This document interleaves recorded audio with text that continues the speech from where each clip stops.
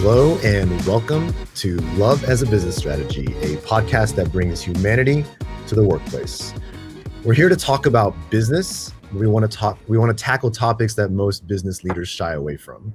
We believe that humanity and love should be at the center of every successful business. And I'm your host, Jeff Ma. I'm a director at Softway, an agency based out of Houston that specializes in digital transformation, culture, and branding.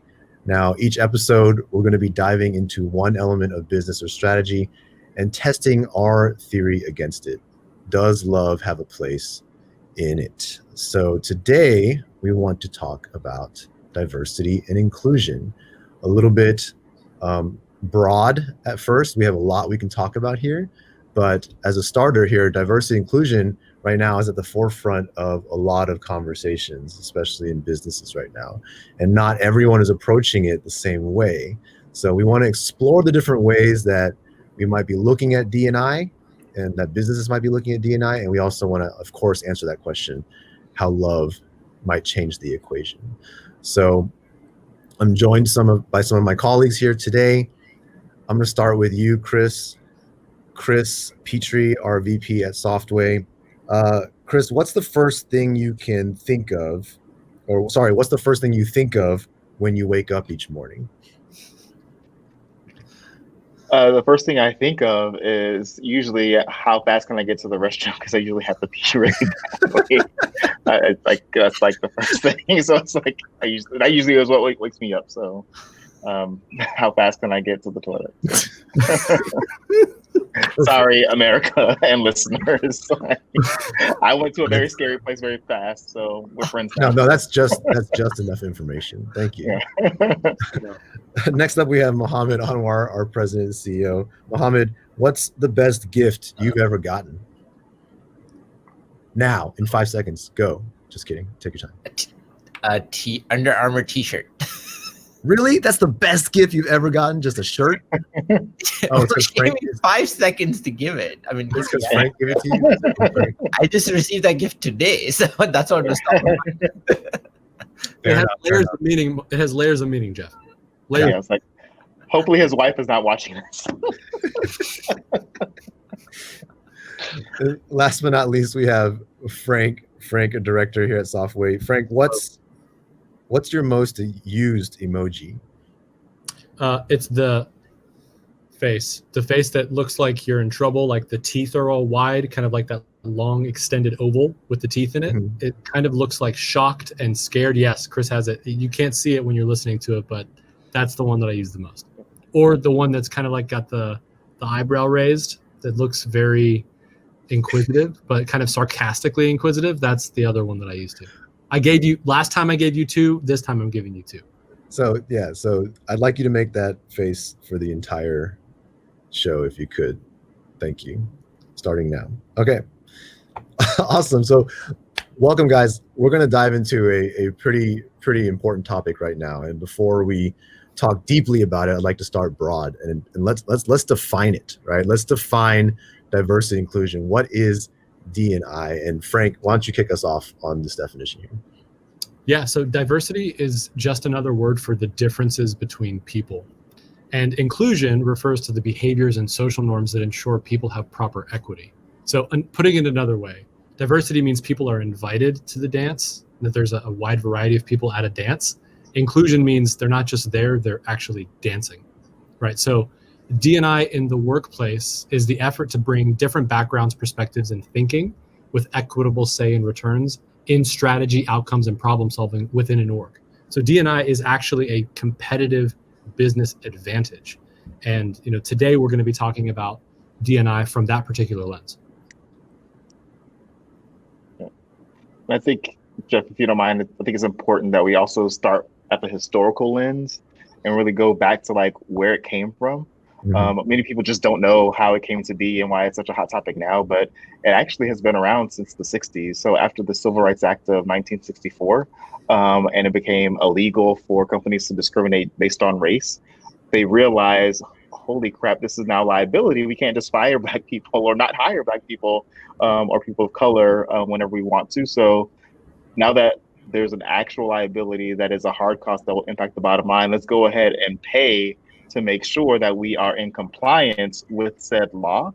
And so D&I actually started more as a compliance measure, where companies were just trying to protect their money, not necessarily wanting to bring in that diversity. And I'm grossly characterizing every company into this bucket, but just bear with me for a history lesson.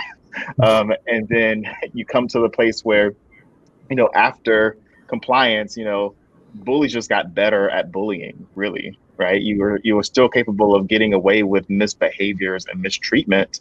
It was just something that was allowed and wasn't regulated. And then, fast forward a few decades and the word inclusion started to come into place, because Black people and people of color were coming into organizations, but they weren't moving up in those organizations. And when they were moving up, they weren't included in the conversations, the decisions, the strategies, and even the rewards of those strategies and decisions. And so the word inclusion started to become sort of the prominent sort of topic in D&I, because that meant that not only was I at the table, but I also had a voice. I also had a share in decision making. I also had a share in the rewards and the reaping, and I could advocate for others who are not at the table as well, and not be worried about persecution or being removed from that table. And so you start seeing these trends of inclusion and sort of having more women in the workplace, having more, people of color, and just different perspectives from lifestyle and physical to even cognitive and behavioral coming into not just the workforce, but even management positions, and then senior management and executive leadership. And so going into, that realm, of course, became even more difficult when companies went global, right? Because we're looking at the US primarily when you talk about D&I, because that's typically seen as the cradle of D&I, and where it came from and where it started. But when you get into the global conversation, they have different issues everywhere around the world, right? Like, it is not just about racism and sexism. There are so many things. And I know Muhammad is probably thinking about India and some of the things that we see there, but it's just, it can actually get even more, I don't want to say hairier, but even more complex as you have global organizations that might not even know when they open said office, but there are issues they can't see or understand. I totally agree, Chris. Taking it to a global perspective brings about more challenges associated with D&I. So, having an office in India for Softway, we've observed, issues or diversity issues around regions. So you have India as a very large country, and you have different parts of the country, in different states and so forth. So they have issues with regionalism. Then they have issues with languages. Which language is your mother tongue? That also has created diversity issues at the workplace, down to religionism or casteism or colorism.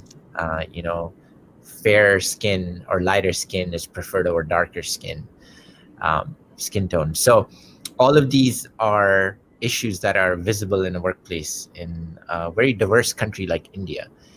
And it's also the source of strength, and diversity has also proven to be, as Frank rightfully stated, it brings a lot of business value if we are able to embrace it the right way. Awesome. So, I asked the broad definition question intentionally vague, because as you can see, there's a lot of ways to look at D&I, and you can sense there's this positive intent behind it, and there's also some undertones of it that it's not so good. It's not such a positive thing, or at least in practice it might not be, right? So I want to explore those things a little bit today, and I think one of the easiest ways to do that is kind of bring it into perspective of our company. And I don't always want to use Softway as like the platform of what's right or wrong. I want to share our story. So I'm going to pass it over to Chris. Actually, how did Softway approach D&I? We don't claim to be experts. We've done some stuff. So share what that stuff was. Right? We done some. We did a thing, and then it turned we into dabbled. a thing, right? So D&I is such an interesting term because some of the misconceptions of D&I is that it's a checkbox. Yeah, we did that, done. Or it's just a reaction to issues once issues arise. And we, unbeknownst at the time, were really starting with our culture. We didn't set up a D&I office. We didn't set up a D&I team. We didn't go and start getting to a whiteboard and setting up goals and metrics of how many women we wanted to see, how many people of color we wanted to see. We didn't start there. We started with our culture. Mhm. And that culture that we had when we started was not inclusive. And as we started looking across our organization, we started noticing things that we did not like within our teams. And it wasn't that the people were bad. It was that perhaps we aren't expanding what's possible within certain roles as we are recruiting, as we're considering candidates, as we are onboarding candidates, right? And so if you go back to, at least when I started at Softway back in 2015, we all came together and we first started looking at, I think, the PM group, which I think is near and dear to Jeff's heart. Mhm. And instead of just saying, like, we're going to get rid of anybody, we started looking at, okay, we know we have a need for new PMs. Who do we need to see in this organization? And what life experiences, not what backgrounds, not what educational degrees, what life experiences are going to make project managers successful inside of Softway? Yeah. And when you go back, and I know we didn't intentionally say we're going to solve and crack this, nut that we now know to be a really big problem. But the makeup of the project management team before we started was largely male, Mhm. right? And I can say this confidently because data shows that women are better communicators, but they were male and poor communicators, to be honest. Communication would not be a strength that I would put on those old folks. And I love them to pieces, right? And some of them were before my time. But when we started to look at what makes a PM really successful and what attributes or characteristics or experiences should they have, we really started to correlate back to wait, people are successful in Softway when they've had some sort of service related experience in their career, whether they be working at a restaurant, whether that be working some sort of corporate support organization. But when they've been able to serve a customer selflessly, they tend to be far greater and more successful in our customer relationships and our internal team conversations and whatnot. And then we started to really apply that. And when we started, and you can share your experience because you were the main one sort of at the helm and at the seat making those calls. But we started looking at different sort of, I would say, experiences and would ask pointed questions, but also see what naturally bubbled up in some of those conversations. And just to fast forward to the outcomes, your team is largely female, but everybody has a different background. There's not one person with the same background, except for the fact that they've all served in some capacity in their career. Yeah, I remember when we first back in the day started consulting and working with other companies and clients around D&I, we had this kind of weird, awkward moment where we're like, we don't use those two letters in our organization. We've never really said it. We don't even know what, and it doesn't mean that we didn't focus on it. Actually, we just never used it. And so when we sat down to try to understand what is D&I to us, we actually found that we kind of went a very different route on it. I love that you brought up my project managers because I love that team to death. And you're absolutely right. At the time, nobody said diversity or inclusion. Nobody even recognized a bias or a problem in that space. But it did end up being this thing where we go, let's improve the team. Let's change the criteria in which we're looking for recruiting. And, I remember at a point even thinking, man, a lot of people I'm interviewing are female. I'm getting a lot of female interviews, and I talk to them and a lot of them still work here today, and the team is definitely the majority female now, not intentionally either in that direction. It's just we started looking at that differently, and something really, really quite proud of, because without ever saying diversity or inclusion, we're getting people who, I think the real definition of inclusion should be agnostic of those factors. That term D&I only exists because we're dividing by those lines and not looking at people for their qualities, their talents, and their other attributes. And I think, go ahead, Mohammed, you go ahead. I was going to say, Chris, definitely I know that story, then we took it and we extended it, right? We actually started to look at every recruitment opportunity in India or US, and we looked at it from the lens of our culture. Are they going to fit in our culture? Are they going to be able to live up to the values and the expectations of the behaviors that we have for each other, which is built on the foundation of our culture? And we use those as the criteria to bring in our interview candidates. We didn't use like we need to fill X percentage of positions with this type of race or color or sex. We went down to simple values and behaviors that are expected inside of the walls of Softway, and we use that as our interviewing criteria and filtering criteria in recruitment. And what we noticed is because of that culture, which I'm sure we'll expand later, which is based on love, we were able to bring in talent from all diverse backgrounds because we did not intentionally go after certain type of demographics. We clearly tried to make sure, will they fit into the culture of Softway? And that organically allowed us to build a true diverse organization. Yeah. And then I think we carried that sort of recruitment experience forward. And I know you guys probably remember me saying like how much I hated my first day here, even though I still love the organization, right? And, the HR team heard that, took that feedback, and we are now intentional about everyone's first day in US and in India, right? So, we get custom things for that person. So we scour and talk through the interview process. We learn about them. When they arrive on their first day, they actually have gifts waiting for them, a letter, all of their emails figured out, their calendar set up with meetings that they already know about, right? So we start ingraining the culture of Softway from day one, but it's naturally tailored to that person and to their preferences, right? And that small little token of sort of celebration and appreciation and sort of including them into now the fabric of Softway goes a really long way of thinking about a culture of inclusivity without it being a D&I initiative or a D&I moniker attached to everything. And just to see that small subtle thing where like everybody now remembers their first day. Everybody that I've talked to, at least, can tell the story of what they received in their big gift basket, but also how they were able to go from person to person or room to room and know how their first day was going to unfold. And they weren't sitting there by themselves twiddling their thumbs at a desk, which is the typical experience of a first day, right? And I think if you start looking at those cultural moments where you can be sort of intentional about roping people into your culture, you will find that inclusion will naturally be, a part of that experience.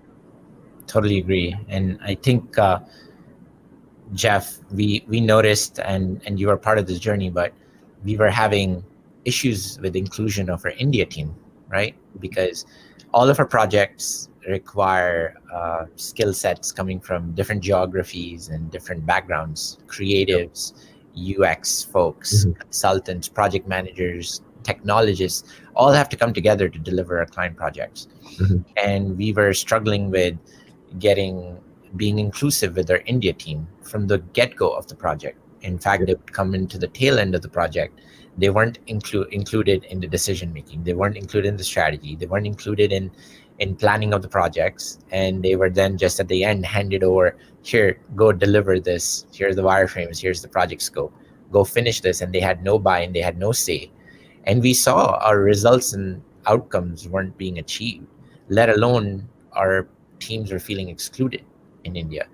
And we understood that we needed to have better outcomes. So we drove our decisions to change how we include our India and technology teams as a part of the process from the get-go, from the initiation, from the kickoff, rather than bringing them through halfway through. And we didn't do that again because we wanted them to be inclusive. We did it because we wanted better project outcomes by knowing that we need to bring them inclusive. But the driving reason was business outcomes. And that's how we started to get to better inclusion inside of the organization. We're not experts. We still have problems. We've obviously recognized that we still have inclusion issues that we still must work such as we are still not as inclusive or diverse from a leadership standpoint or management team standpoint. And we are still working on it. But those are some of the ways that we organically started to build a diverse and inclusive culture inside of the company. So, Mohammed, and anyone else in this conversation, do you know what my favorite food is by chance? I know. It's Indian food. I think I know. It's Indian food. Yes. Do you know why it's Indian food? No. Soft way. It's soft way to help. But that's actually completely true. So, Mohammed, I've known you for a long time. I've known you from even when before I was formally working with Softway, and I remember that we would go out to eat. Remember that Indian restaurant that was on that buffet that was on like in that. What was that buffet? Sorry. Oh, It was a- Jeff's favorite food is not a type of food; it's just buffet. it's just buffet. It's just buffet. But I was introduced to a completely different culture through the food, and what's interesting to me is that our organization, our company, thrives on our food culture and how food brings us together. And it's, having these potlucks where, I mean, listen, if you want to have the most incredible Thanksgiving feast, come to a Softway potluck, because the food is so diverse. It's insane. It is not traditional at all. And it's wonderful because people are experiencing different cultures. They're experiencing different flavors, and they're learning more about things that they would have never experienced had they not come to a place that is openly very diverse in the people groups that are here. But I wanted to talk a little bit about that because food is actually a very compelling way to bring people together and to help kind of stir up diversity in an organization. And not just that. I think food. We all know, but the audience needs to really. I don't think they really understand how much They don't fully understand. They don't. We just love to eat, but more so than Yeah, you're telling no lies. Yeah. more so than that, I think that it's been scientifically proven, right? Like sitting together, eating together, sharing the same food builds. It breaks down barriers. It builds connection. It's why we're eating at every event and occasion and a celebration. This food is at the center of it.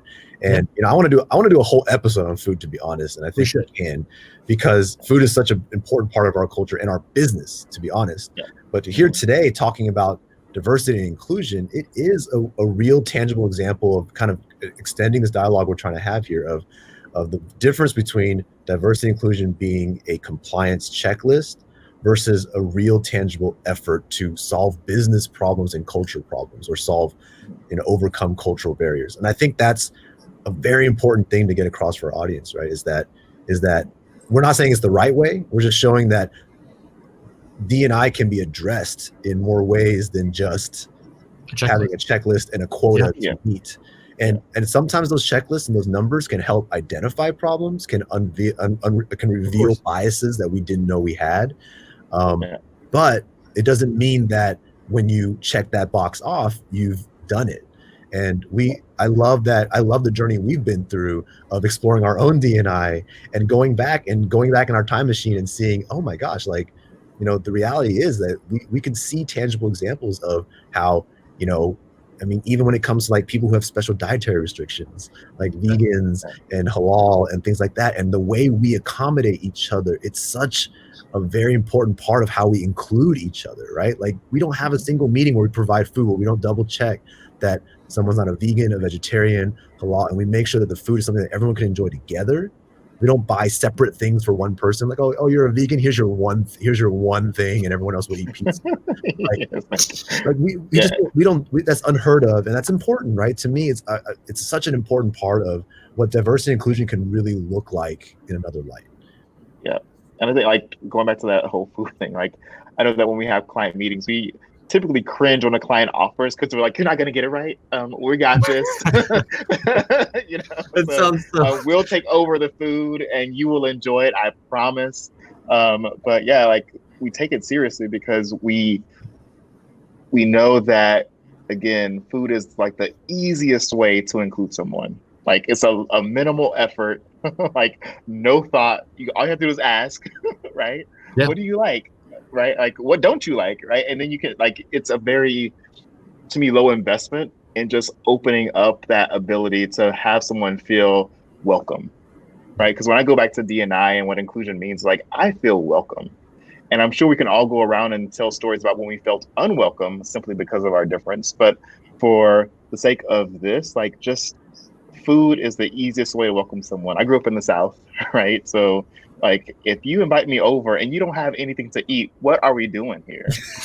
like what like they don't have any home training is what you walk away and say, like they don't know what they're doing. Right? But go ahead.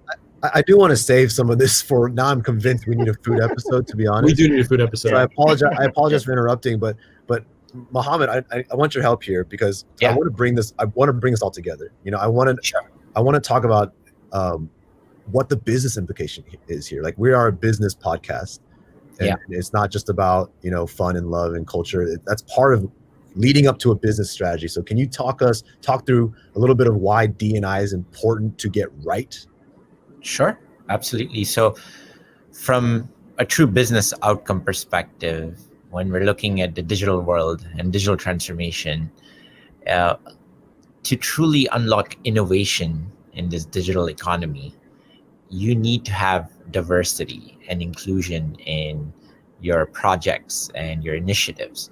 And when you are able to look at the business value that diversity brings to your organization, it's automatically a compelling case to figure out and fix inside of the organization. And so we have seen tremendous benefits in our organization just by evolving the diversity of our company and being inclusive. We have seen upticks in our revenue, upticks in innovation.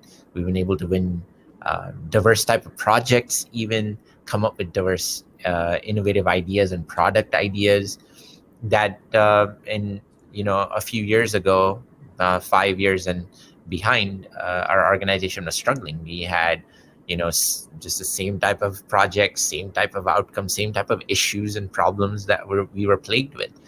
And when we started to solve that through inclusion and diversity of talent and bringing them to the projects in a different approach and bring them onto the organization differently, we saw our revenues go up, we saw our creativity go up, innovation go up, and ultimately it brought in more revenue and hit our business objectives. So wrapping it all up, I would say that the way we approached it to be truly genuine and not just a compliance issue or trying to comply to government regulations or expectations, we approached it from culture. We approached it from the values and the behaviors that are expected of our organization and our people. And we were able to hold each other accountable. And that culture that we follow here is culture of love and support for one another. And hence our strategy to D&I was love, and building off of those values and behaviors of love for empathy, the right behaviors that are expected, forgiveness, trust, compassion, care, all of that factored into our D&I strategy. And that helped us start building an organization that traditionally wasn't diverse as well. Today, I think we can say we're very diverse, but we might still have to work a lot on inclusion at different levels of the organization. However, we're definitely on the path of seeing the business results by virtue of it. And I'd say that, empowerment to me, and I think that's an amazing definition of love, Mohammed, but for me, it's all about empowerment in this situation. When you empower someone because you have someone who has a diverse way of thinking and a unique approach to something, and when they have the opportunity to be included to the point where they don't just have a seat at the table, they're making the decision, they're able to drive the conversation, right? That yields that innovation that you were talking about.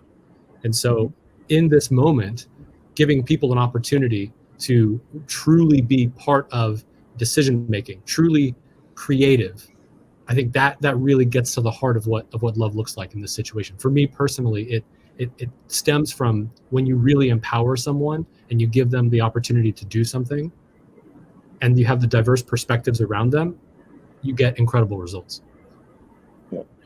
And I just think that like when we talk about culture, like inclusive cultures are truly resilient cultures, right? No matter what comes to the business, no matter what sort of ups and downs, like if you have an inclusive culture, you will naturally be resilient. And if you are in situations where safety is a problem, you actually are a higher reliability culture too, if you are inclusive, because everybody's going to be looking after everybody, large and small. Like, no matter what the issue is, whether it's, I don't want you to like poke your finger on this sharp pencil to, I don't want you to fall and hurt yourself, right? Like you care for the person to your left and to your right, because you are always thinking about their benefit, their success, their pain, but also their gain. So, Chris, something you said earlier really still resonates with me because of the simplicity of it. Saying that it's basically that people feel welcome.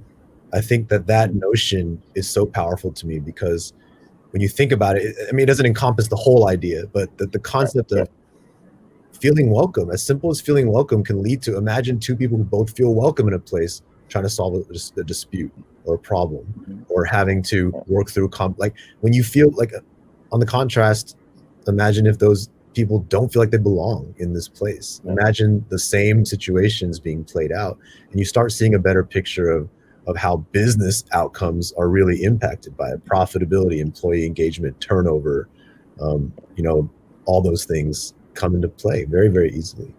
I love that. All right. So I guess before we close out, anybody have anything else to add here to D&I before we call it?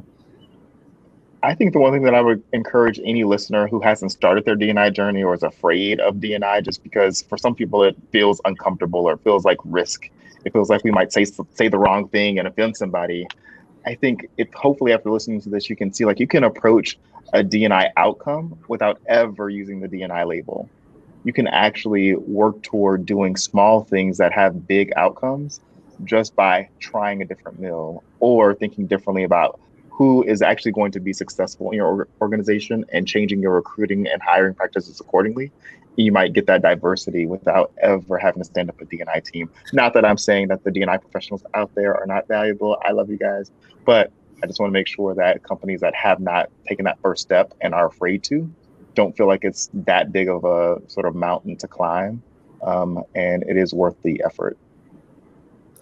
I feel like Chris is talking directly to me. Whenever we talk about D&I, I always look to Chris and I'm like, it's not because you're black, but teach me about D&I. He's like, he's always reminding me, like, I'm like, I feel like such an imposter in this space sometimes, and Chris is constantly reminding me that D&I does not have to come. There are no experts in D&I. Yeah. But nobody has everybody's perspective. Yeah, it's like no one has done every lived experience inside of this universe, right? So, Jeff, your lived experience is enough to have you at the table. You have a perspective that I have not seen. You have experienced things that I have not gone through. You have been unwelcome in places where I may have been. And so I think that qualifies you to be at this table, because everybody always is learning in D&I. It is such a fluid thing where I would hesitate to go after anybody that says they're an expert, even if they've been in the space for decades, right? Because it's always evolving, always changing, always fluid. I love that. It's good stuff. This is great. Everybody's welcome. Thank you guys so much. This was fun as always. I appreciate the insights and the open and the honesty. To our viewers, always looking for feedback. Softway.com/labs, LAABS. Hit us up there, drop a note, tell us what you think, give us suggestions for future topics and things like that. We'd love to hear from you. But other than that, always a pleasure. This was really great. I love this. We're going to plan for that food-centric episode, because there's just so much to say. We'll make it a 4-hour-long episode and we'll eat the whole time. So we'll just like make it a buffet of words and food. If it's an Indian buffet, I'm in, dude. I mean, it will be, you know it. All right. So there's biryani there. I'm good. Let's go. Thank you, everybody. Have a great day. We'll see you next week. Thank you, Jeff. Bye.